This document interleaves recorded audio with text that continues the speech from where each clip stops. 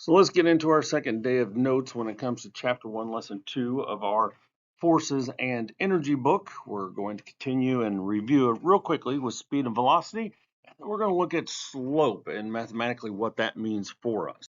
So the first thing we looked at was the idea of speed, and we found out that speed is indeed math. And when we find speed, we're taking a distance divided by time. And we said that on our speed limit signs, then we usually see a number followed by miles per hour. And what that tells us is the per in this scenario is division. Now, in math, per can mean multiplication also, depending on how it's being used in a word problem or in a specific scenario. So in this case, when we're finding speed, we're always dividing distance by time. Therefore, it's going to mean division. Now, that's where I then took a break and I said, I want you to think about math and some math problems. So I use fact families quite often in my math class because I think understanding how math is interchangeable with numbers allows me to understand how to do higher methods of math. So we looked at an example. I referenced once again fact family of multiplication and division using 2, 3, and 6. Multiplication division means that I can create 2 multiplication and 2 division using the exact same numbers each and every time. So I said, well, if we have 2 times 3, then we get 6. I can switch to the 2 and the 3, and I get 3 times 2, which is 6. So I have 2 multiplication problems.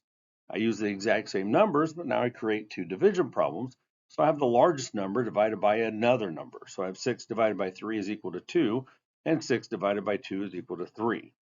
So as I'm looking at math and knowing how numbers can interact with one another between multiplication and division, there's also the fact families of addition and subtraction. Then I can see where I can take speed and I can move the speed, the distance, and time to find each of those individual items.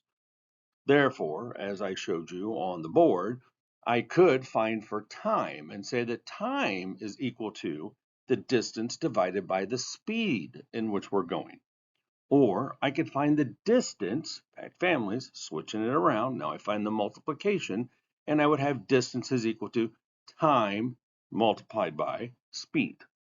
So it's just different ways of being able to do our math by manipulating our numbers in a fact family.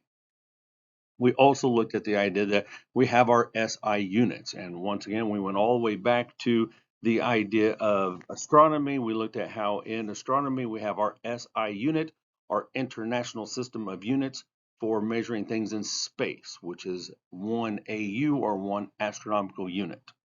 When we look at our measurements, when we're talking about speed and distances, we can see on page 7 that the SI unit for distance is indeed meters, because once again, everyone in the world, other than the US and 2 other small countries, uses the metric system. Therefore, when we're talking about speed, then we have an SI unit that everyone in the world, even the scientists in America, use meters per second. So anytime we're measuring speed and we're talking about science, we're going to use meters per second as our label. Then we looked at how speed is actually shown in 2 different ways. We can do the average speed or we can do the instantaneous speed. And the book, once again, likens it to triathlon. So we have this individual and he's doing the swimming, the biking, the running. He goes a total of 65 kilometers and he does the entire thing in 5 hours. So if that was the case, then I want to find my average speed, and average is when I take my all over distance divided by my all over time, because speed is distance divided by time. It's the same idea as doing math in lesson 10.3 when you're finding the mean of a group of data. You take the sum and you divide it by how many are there. So I would take the overall distance and divide it by how many hours it took me.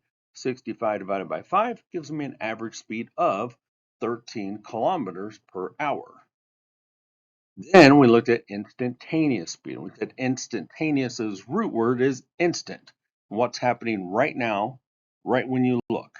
So we know that if we have a specific speed given at a given time, then that is an instantaneous speed. Then we finished up with the idea of velocity, and velocity is, once again, knowing the direction that you're traveled as well as the speed that is given. So if I have my speed, once again, distance divided by time, and the direction that I'm going, whatever the direction is, then I know that I have velocity. And I likened it to when police cars are chasing a vehicle down the highway and they describe the speed in which they're going and the direction they're going.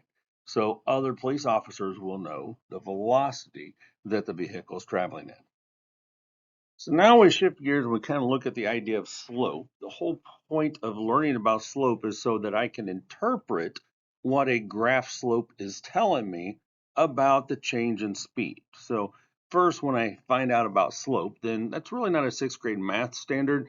It can be introduced in sixth grade, but you'll be doing it within the first 9 weeks of seventh grade next year in your math classes. But as we look at it, it's not a difficult concept if we just focus in on what we're being told to do. So if I learn the saying in green, slope is equal to rise over run, then when I'm thinking about graphing, it becomes much easier to understand how to set these up. So rise is like talking about my y-axis. How far do I go up? And then my run is like my x-axis. How far do I go over?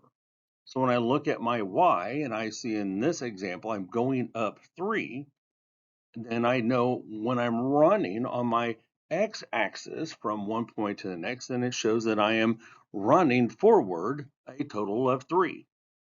So when I go rise over run, which is going to be division, then I'm going to say, well, I rose 3 and I ran 3 and 3 over 3. Well, if I take 3 over 3, division, right, it's a fraction, 3 divided by 3 is 1. So what we're saying is that our slope is 1. Okay, so now we want to be able to look at what this means by looking at a distance that's been graphed and speed that's been graphed. And why are we doing this? Because these graphs can indicate what is happening to the speed as we go along. So we see this straight diagonal, and it's just at a moderate increase, but we want to look at what the slope tells us. So when I'm graphing these and figuring out slope, I'm going to pick my beginning and ending points on the diagonal. So let's say instead of where the blue and the red are indicated, we're going to start in 0, 0 and end at the top, which is 5, 5. So as I'm figuring out the speed or my slope in this case, and I'm doing rise over run, then I'm talking about my y distance that I travel over my x distance that I travel. So if I go straight up from the starting green light, I can see that I'm rising a total of 5. So that's going to be my top number. Now they give me a label and say that's distance, so that's going to be labeled in meters. When I go to my y-axis and I go straight across to where I'm stopping, then I can see that I have 5 boxes again. So my x-axis or my run is going to be 5, and it tells me that this is being timed in minutes. So if I have 5 meters over 5 minutes, then I can calculate my slope. But let's say we're going to go in the middle of my diagonal, which is totally fine. We're going to do where the blue and the red are indicated. If I have my beginning point there and my ending point there, then I'm still going to calculate my rise and then my run. On my y-axis, how many boxes do I go up? I go 3. How many boxes do I go over? I go 3. So if I figure out, once again, I have 3 meters per 3 minutes, does that equal the same thing? And why are we doing it? So as we're looking at this diagonal and we're talking about speed, it does tell us some specific information. It tells us that we have a steadily increased distance as we're going along, and that we have a steadily increased amount of time as we go along. So what about the speed then? Well, we see that we calculated 2 different slopes. They both can be reduced to 1 meters over 1 minute, which is going to therefore be the same. So I have 1 meter per minute. So as I see with my slope that as I'm going along, I'm going for every 1 minute, I'm going 1 meter. And that will continue because it's a continued equal distance on the straight diagonal. So as we look at the speed then, it's simply going to remain at the same speed as we travel along. So with a straight diagonal, let's look at a different type of line that we could have. Let's say that they start out on a journey and they have a steady increase, and then all of a sudden we have a horizontal line. Well, what kind of information is my horizontal line telling me? Well, when I look at my beginning and my ending points, I want to look at, once again, my distance, my rise, how far up am I going? And I'm not going anywhere, right? There is no distance, there is no increase or rise going on. So when I look at my uh, x-axis, my run, then I can see that 4 minutes pass.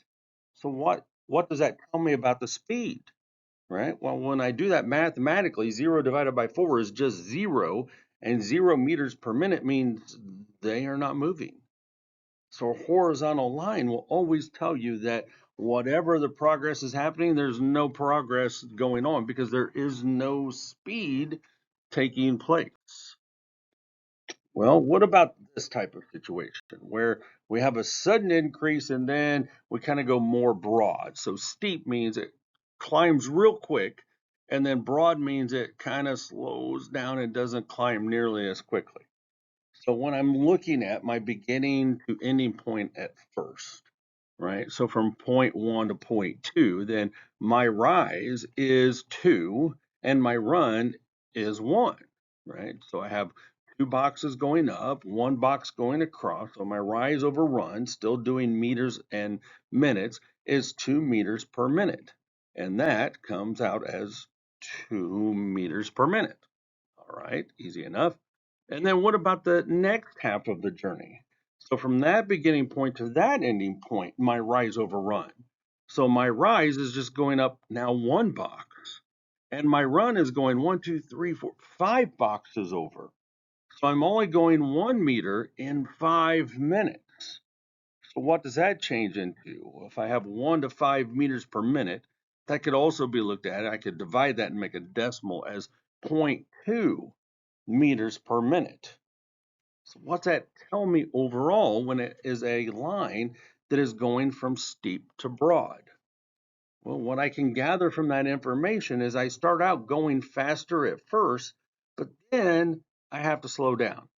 Maybe there was a traffic jam. Maybe there was a wreck. Maybe something's going on. Who knows, right? But we can tell from a steep changing into a broad graphing, then we start out quicker, and then all of a sudden we decrease in our, we're going to go at a slower speed once we start traveling. So then my next one I want to look at is the idea of a vertical line. If I'm looking at speed and I'm traveling, in what scenario will I have a vertical line? Right? Which is telling me I'm going from 0 all the way to 5 meters and no time is passing. Well, hopefully we can think logically and say, well, that can never happen. I can never have a vertical line because there's no way that I can go a distance and have sudden movement without at least even a half a second passing. There has to be time that changes. So when we come to slope or we have a distance versus time graph, we can never have a vertical line because time has to pass as distance is happening. So once again, as we're looking at these type of scenarios, we're just looking for finding the rise over run to determine what that's telling me about an object and its traveling.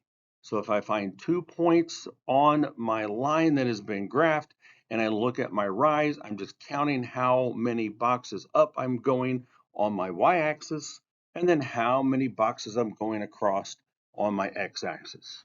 So in this particular case, I'd be climbing 2 boxes and going across 5. And 2 over 5, when I do that calculation, gives me 0.4, because 2 divided by 5 is 4. So when I look at 0.4, then we're talking about meters per second in this scenario. So I can see that I have a steady increase of going 0.4 meters per second. Every single second that's going along, I have this constant traveling that is taking place. All right, so that is all your notes. Tomorrow's class, then you can expect to have your assignment, and I will give you your day to get it done and turned in. You might have some extra work with you. just in case.